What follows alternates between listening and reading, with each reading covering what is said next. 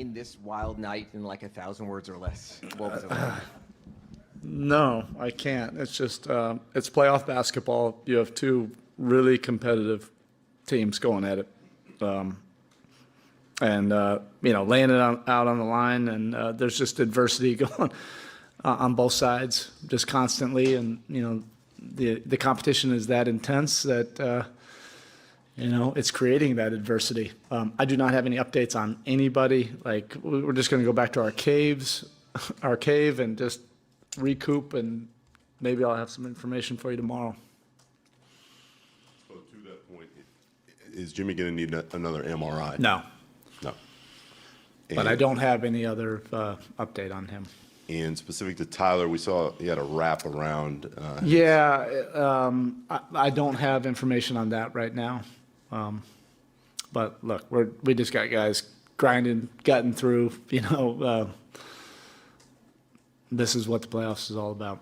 Did you hold Tyler out because of the injury, or did you go with Vic as a coaching decision? A little bit of both. He felt something. I didn't even really get the extent of it. It was so loud in there. So I just went with Vic, and it was Tyler's time to come out for a quick rest anyway, and then we just went with it. 22 shots is a career high for Bam in a postseason game or otherwise. You've often said games like this aren't always what you need from him, but tonight was it what you needed? And did you see it coming in any way? Yeah, he did his version of what Jimmy does in terms of do what's necessary for the game. And he was extremely assertive. It happened in a lot of moments that were fully in the context of how we want to play. He was just way more assertive on the catch and those moments in between. And it wasn't just the scoring. That's what everybody's going to recognize. But he did so many things in terms of getting us organized, facilitating, playing point guard for us at times, running offense, in the post through him, and then defending like he always does, 1 through 5 against a team that presents, a lot of challenges. Given the circumstances, have you ever seen Bam play better? Yeah, I've seen him play, great basketball in the playoffs. I really have. He's a winning player, and he really is the heart and soul of our group. You can count on him all the time. He doesn't get caught up in all the noise and everything. He's just out there competing, playing winning basketball, doing it on both ends and doing what is necessary. And tonight we needed the scoring, and we needed that offensive punch early on. And again, it was like just on the catch, he was just a lot more assertive. And then when Jimmy was out in the second half, he just stabilized us. It got a little bit gnarly out there, and when it did, we were able to get the ball to Bam and just get something coherent.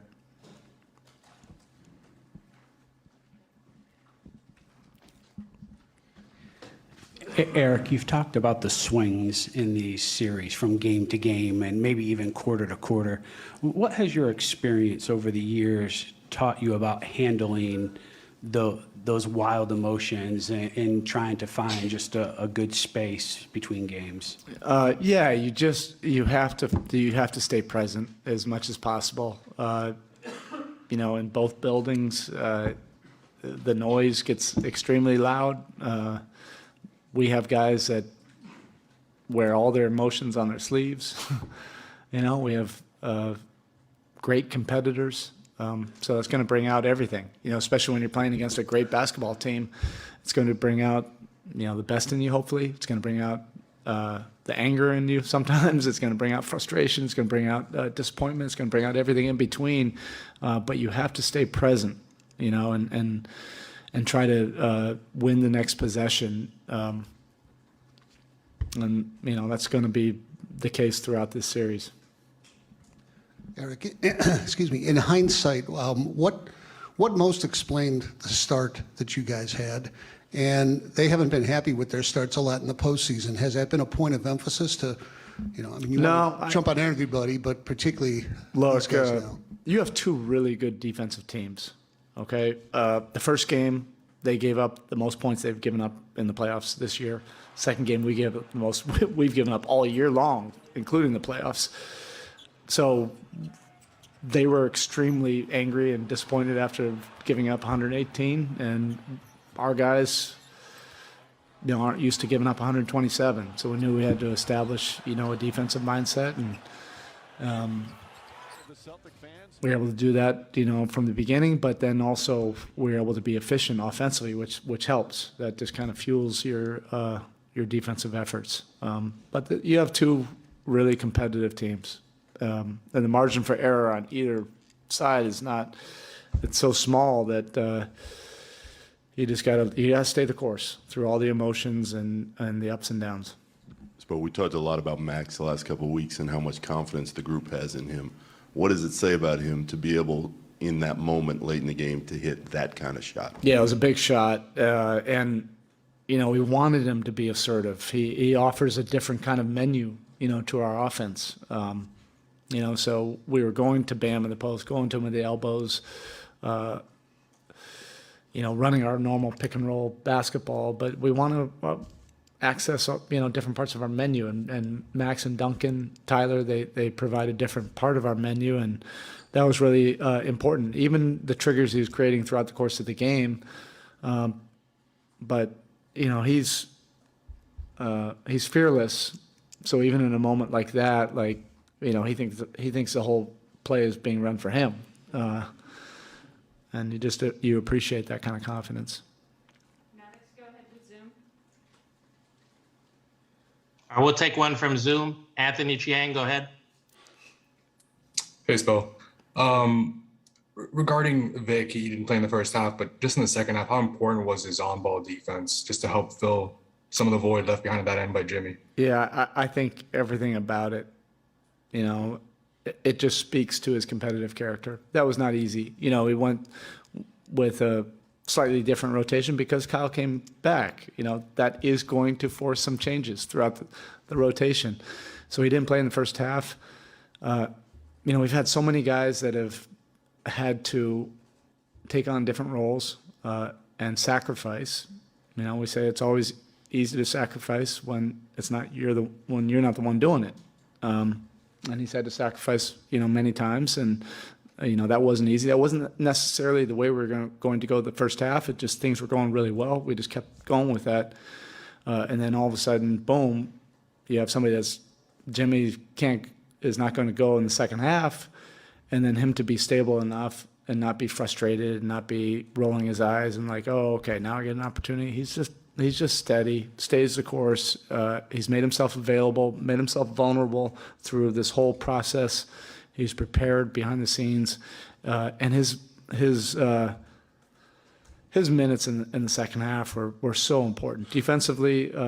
Against their two studs, and then offensively, he just gave us a facsimile of a lot of the stuff that we do at Gemini. And I mean that as the ultimate compliment. Any more? Did you think that Jimmy wasn't moving well in the first half, just with eyeballs, what you saw from him? Yeah, he didn't have his normal explosive burst.